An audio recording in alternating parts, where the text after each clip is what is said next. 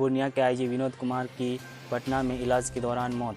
पूर्णिया के आईजी विनोद कुमार के कोरोना से मौत हो गई। पॉजिटिव पाए जाने पर उन्हें पटना रेफर किया गया था, जहां उनका मौत हो गई। बता दें कि 2011 में एसपी बने, उसके बाद 20 अगस्त 2019 को आईजी का कार्यप्रभार संभाला था। पूर्णिया जोन का वह पहला आईजी बने थे। सरकार का बड़ा फैसला, गैस सिलेंडर की होम डिलीवरी का बदलेगा नियम। बता दें कि एलपीजी गैस सिलेंडर में हो रही धोखाधड़ी और चोरी को रोकने के लिए इस तरह का नियम बनाई गई है। अगर आप घर बैठे सिलेंडर मंगवाते हैं तो आपका मोबाइल में एक ओटीपी नंबर आएगा। उस ओटीपी को सिलेंडर डिलीवरी बॉय को देना होगा, तभी आपका डिलीवरी सक्सेसफुल दिखाई जाएगी।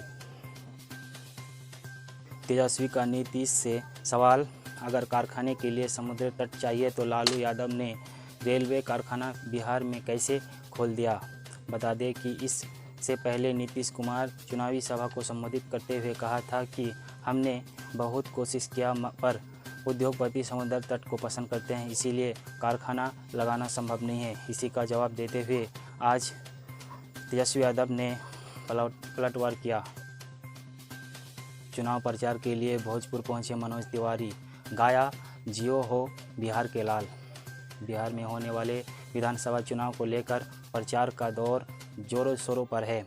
चुनाव प्रचार के दौरान भोजपुरी फिल्मों के सुपरस्टार और बीजेपी सांसद मनोज तिवारी भोजपुर पहुंचे। बता दें कि शाहपुर सीट से बीजेपी की उम्मीदवार मुन्नी देवी के पक्ष में वोट मांगने पहुंचे। बोनस की लड़ाई, रेलवे कर्मचारियों 22 अक्टूबर से चक्का जाम की चेतावनी। रेलवे कर्मचारियों के बीच समय पर बोनस न मिलने पर काफ़ी आक्रोश है, क्योंकि रेलवे विभाग हर साल बोनस दुर्गा पूजा से पहले ही बांट देता था, लेकिन अभी तक बोनस न मिलने के कारण AIFA की बैठक में फैसला लिया कि 21 अक्टूबर तक बोनस का ऐलान न करने पर 22 अक्टूबर को 2 घंटे तक रेल का चक्का जाम किया जाएगा। चिराग पर और सख्त हुई नीतीश की पार्टी। राज्यसभा और मोदी कैबिनेट से भी लोजपा को बाहर रखने की कवायद। बिहार चुनाव में इस बार लोजपा ने एनडीए से अलग होकर चुनाव लड़ने के फैसले से मुकाबला और दिलचस्प बना दिया है। लोजपा बीजेपी को तो सपोर्ट करता है, लेकिन जदयू को नहीं। चिराग का कहना है कि नीतीश को मुख्यमंत्री का चेहरा नहीं देखना चाहता हूं, इसलिए जदयू ने खासा आक्रोश है। इसी बात पर रामविलास के निधन के बाद खाली हुई राज्यसभा सीट को लोजपा के लिए ना छोड़े जाए और ना ही चिराग की पार्टी केंद्र के अगले कैबिनेट बिस्तर में जगह दी जाए, ऐसा जदयू का कहना है। चेन्नई से ब्रह्मोस मिसाइल का सफल परीक्षण। भारतीय नौसेना ने ब्रह्मोस सुपर सैनिक क्रूज मिसाइल का सफल परीक्षण किया। यह टेस्ट स्वदेशी स्टील्थ द्विध्वंसक INS चेन्नई से किया गया। इस दौरान मिसाइल ने अरब सागर में मौजूद अपने लक्ष्य को पिन पॉइंट सटीकता के साथ सफलतापूर्वक हिट किया। भारतीय नौसेना ब्रह्मोस के जरिए लंबी दूरी पर मौजूद सतह के लक्ष्यों को युद्धपोत से भेदने में सक्षम हो गई है। सेना का खर्च घटाने की तैयारी में सरकार। भारत सरकार ने सेना का खर्च घटाने और संसाधनों के बेहतर इस्तेमाल के लिए कई बदलावों का प्रस्ताव सामने रखा है। इसमें सेना में हलचल मच गई।